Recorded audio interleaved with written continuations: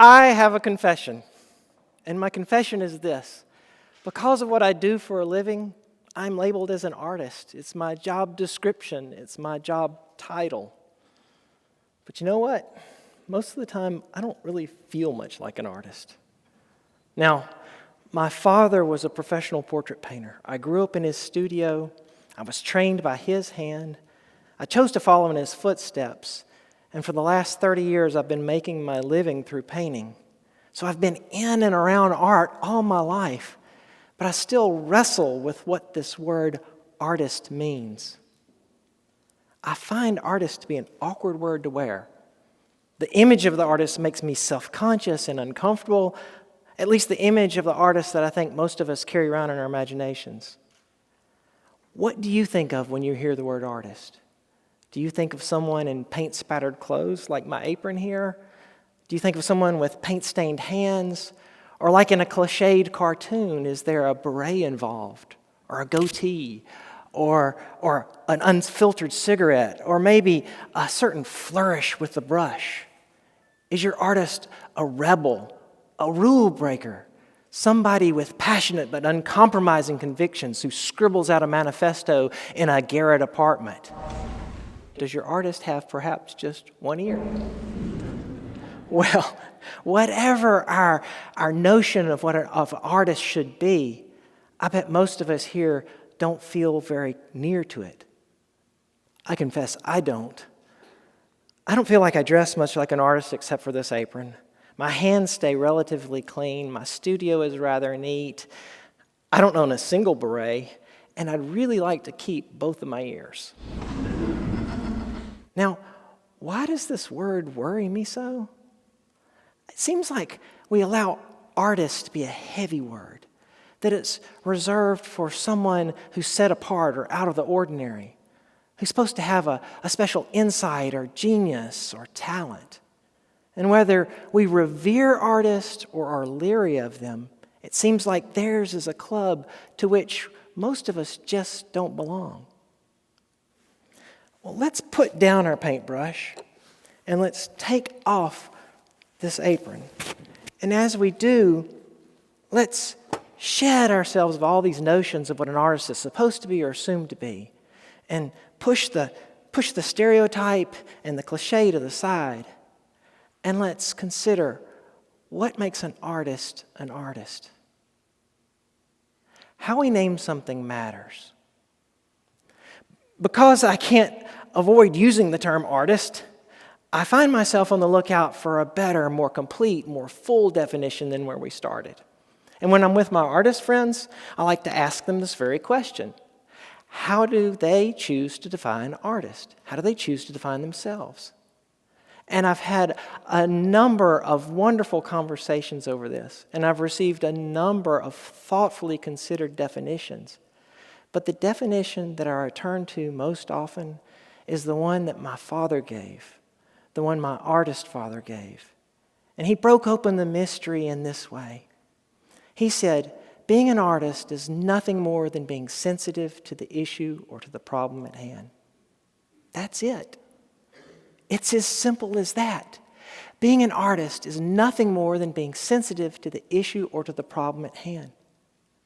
Now, if you listen to that definition, it says nothing about the artist having to wield a paintbrush or hold a chisel or draw with a pencil. It says nothing about the artist having to play an instrument on stage or dance or act on stage. It says nothing about the artist having to sit at a typewriter or a keyboard composing words into a novel or into a poem. Instead, the definition only suggests how an artist pays attention. And how does that artist pay attention? Pays attention with sensitivity and creativity. To be sensitive is to be both attentive to and creative with that which is in front of us. To be attentive is to observe carefully, to look, to listen, to pay attention, to be aware, to take notice. And then, after that, to apply ourselves in a deliberate manner.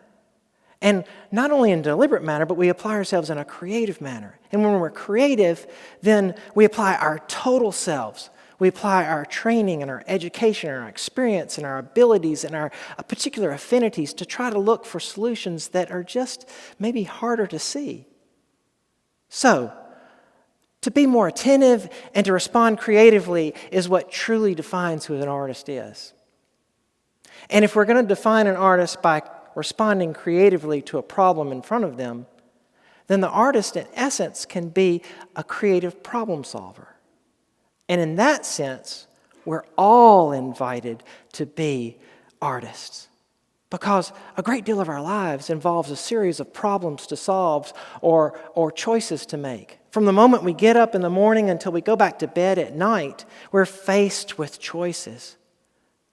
Some of them are really simple and mundane, but a number of them are significant and rather big.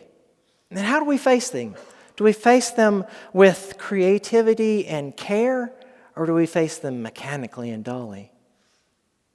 I like my father's definition because it does not restrict the word artist. Rather, it expands its meaning, and it allows for all sorts of people and all sorts of professions the ability to be artistic. It permits a nurse or a physician to be an artist.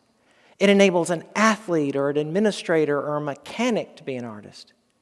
It empowers bartenders and waiters and florists and friends. It accepts the carpenter, the proprietor, the parent, and the child. All of these have the opportunity to be artistic and to be artists. And each of them will have a different canvas to paint. Canvases that will never hang on a wall. Instead, these canvases will live out in the real world among people.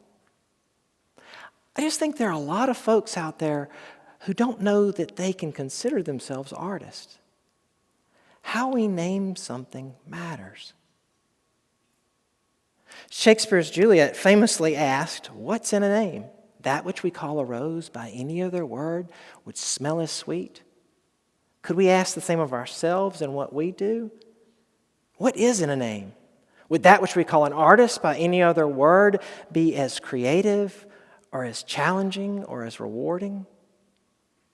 I know this is a simple idea and one that doesn't take a whole lot of cerebral lift, but my father's definition is generous and it is inclusive.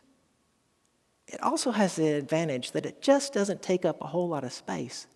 So it can fit neatly in the pocket, and it can be pulled out at a moment's notice. Now, I can hear the grumbling.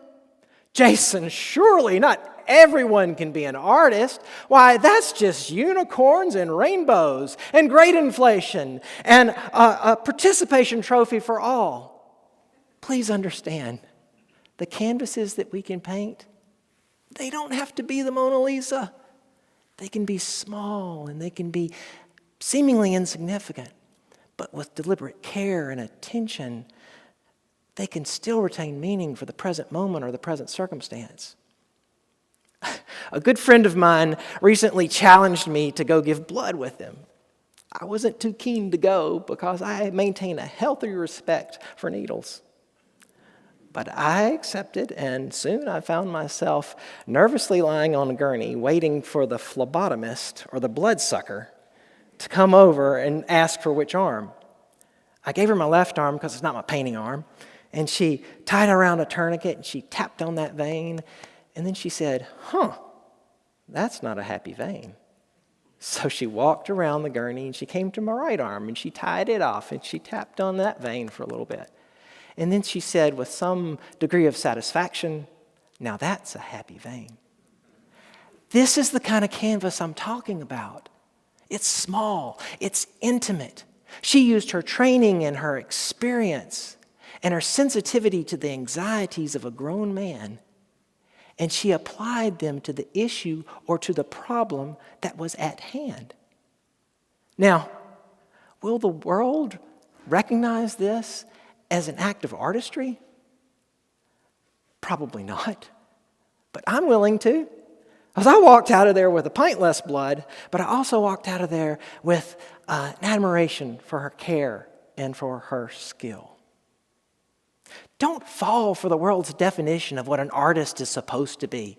that it's reserved for a few people with a certain set of talents or skills. I know my Father's definition has its limits, but its power lies in its ability to shift our perceptions so that we can better see who we are and what we can do. Let me pose the question to you. To what in your everyday lives and work are you most sensitive? Is it the careful selection of clothing from your closet to meet the needs of the day? Is it the thoughtful choice of words in an email or used at a meeting to bring consensus among colleagues? Is it the curation of images in your social media platform? Is it a well-planned menu for a gathering of family, or maybe a well-tuned ear for a hurting friend?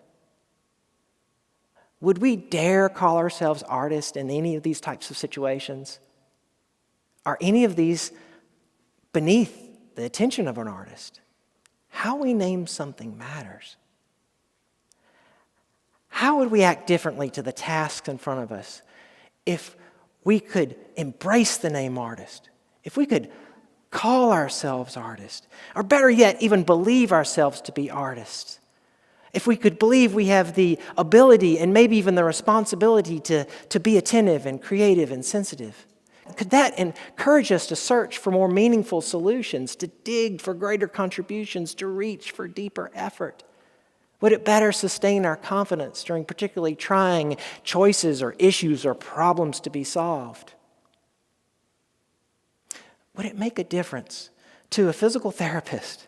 Could they possibly imagine that the attention and the creativity that they give to their patient is one of the greatest duets that they could ever sing? Would it make a difference to a parent? Could they see that the navigation of the day-to-day homework and lunchbox and carpool lane and soccer practice as being a living ballet into which they pour their love and support? Would it make a difference to a grown child of an aging parent? Could they understand that the sensitivity that they bring to the messiness that is the end-of-life issues and the dignity that they give their parent as being one of the most important and beautiful canvases on which they will ever work? Being an artist is nothing more than being sensitive to the issue or to the problem at hand. How we name something matters. How we name ourselves matters. Thank you.